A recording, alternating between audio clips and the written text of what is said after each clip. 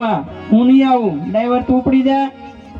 પણ પાંડવોનો કૃષ્ણ પ્રત્યે જે પ્રેમ હતો ને એટલે ભગવાન એને વશ થઈ અને જીવનના સારથી તો બન્યા. મહાભારતના યુદ્ધમાં એ અર્જુનના સારથી બની ગયા. અનંત કોટી બ્રહ્માંડના માલિક માત્ર ને માત્ર પ્રેમને લીધે.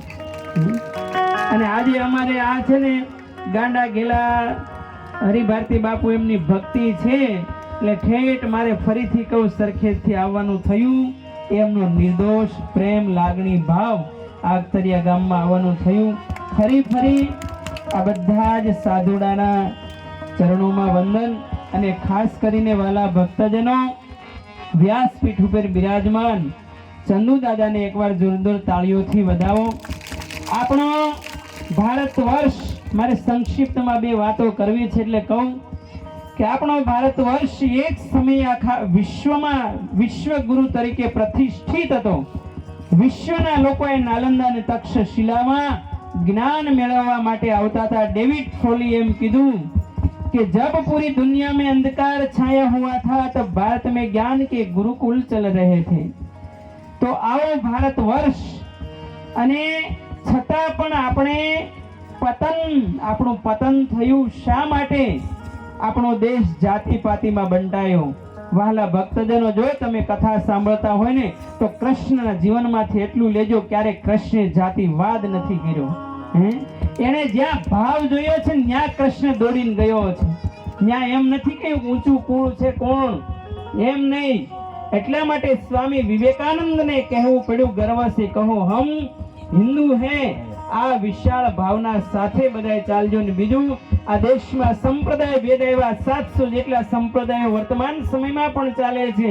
એમાંથી ઉપર ઉઠી એકમ સદ્વિપ્રા બહુધા વદંતી. અને કબીર જેવા સંતે એમ કીધું કે કબીર કુઆ એક હે પનિહારી અનેક, બર્તન સબ ન્યારે ન્યારે ભય લેકિન પાણી સબ में એક. એમ આપણો મહાદેવ છે ને એ સુપ્રીમ પાવર છે, બધાયનો એ બાપ છે. એની ઉપાસના હોવી જોઈએ દરેક સનાતનીઓના હૃદયમાં. ત્રીજું કે આ દેશમાં અહિંસા પરમો ધર્મની વાતો કરીને આપણને એવા માયકાંગલા બનાવ્યા છે. વધારે પડતી અહિંસા સારી નથી. હરિભારતી બાપુ હમણાં કહેતા બધાય માનધાતા મહારાજના છોડરાઓ છે, તો હું આપને બધાને એમ કહું, માનધાતા મહારાજનો ફોટો જોજો, એના હાથમાં તલવાર છે ને? તો એના દીકરા હોય. પરશુરામ દાદા માટે તો એવું કહેવાયું છે કે એક શસ્ત્રમાં અપરેણે શાસ્ત્રમ, એક હાથમાં પરશુરામ દાદા. તમે જો શાસ્ત્ર અને શાસ્ત્રની ભાષા જ્યાં પૂરી થાય ત્યારે શસ્ત્રની ભાષા વાપરવી પડે. આ આપણી ભારતીય પરંપરા રહી છે. શઠમ પ્રતિ સાખ્યમ સમાચરે. પરંતુ વધારે પડતી અહિંસાને લીધે આપણે માર ખાતા રહ્યા. કોઈ એવું જ્ઞાન આપ્યું તમને એક ગાલ ઉપર લાફો મારે ને બીજો ગાલ ધરો, એ ભાઈ ઠેકો અમે જ લીધો છે ભારતીયોએ, નહીં.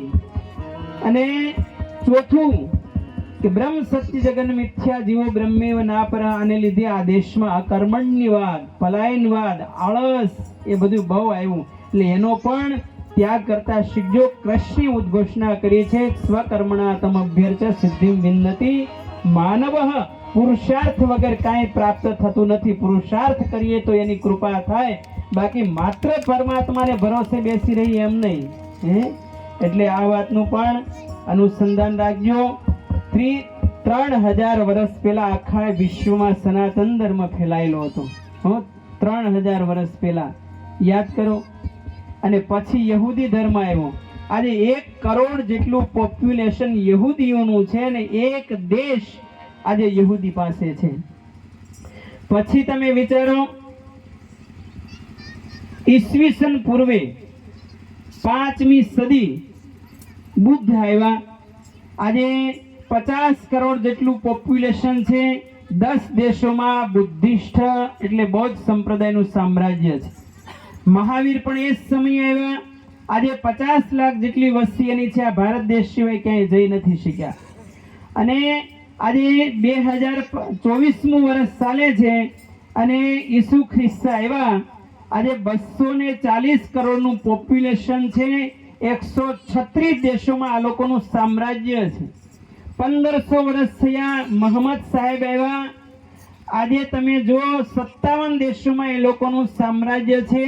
અને 190 કરોડનું પોપ્યુલેશન છે.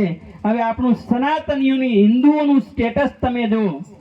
આજે આપણે 1.25 કરોડ સનાતનીઓ છીએ, પરંતુ એક પણ એવો દેશ નથી કે જ્યાં એક હિન્દુ રાષ્ટ્ર તરીકે આપણે રહી શકીએ. હવે તમે વિચારો કે આપણી વસ્તી આખા વિશ્વમાં હતી, છતાં આપણે 125 કરોડ સુધી આવીને ઊભા રહ્યા.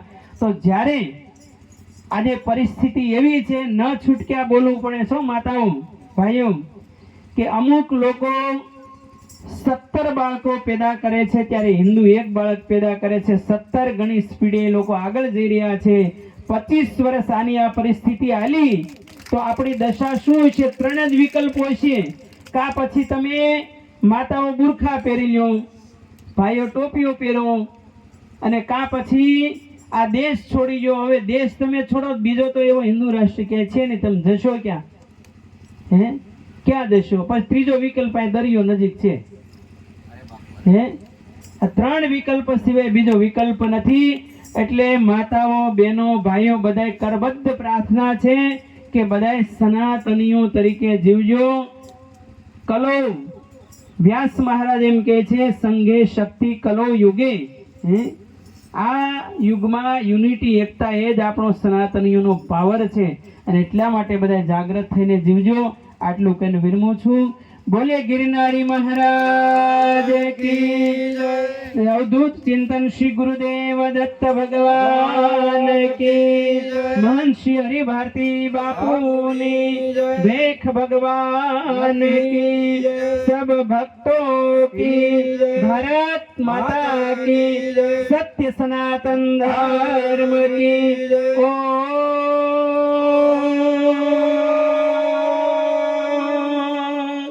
नमः पार्वती पतये हर हर महादेव.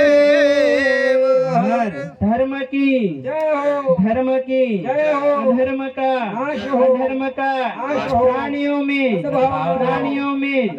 विश्व का गौ माता की भारत माता की मानदाता महाराज की. ओम नमः पार्वती पते हर हर महादेव. પૂજ્ય શ્રી હરિભારતી બાપુ માનદાતાનું ચિત્ર લઈ આપીને પૂજ્ય બાપુનું સન્માન કરે છે. બાપુ એનો સ્વીકાર કરે. આપણે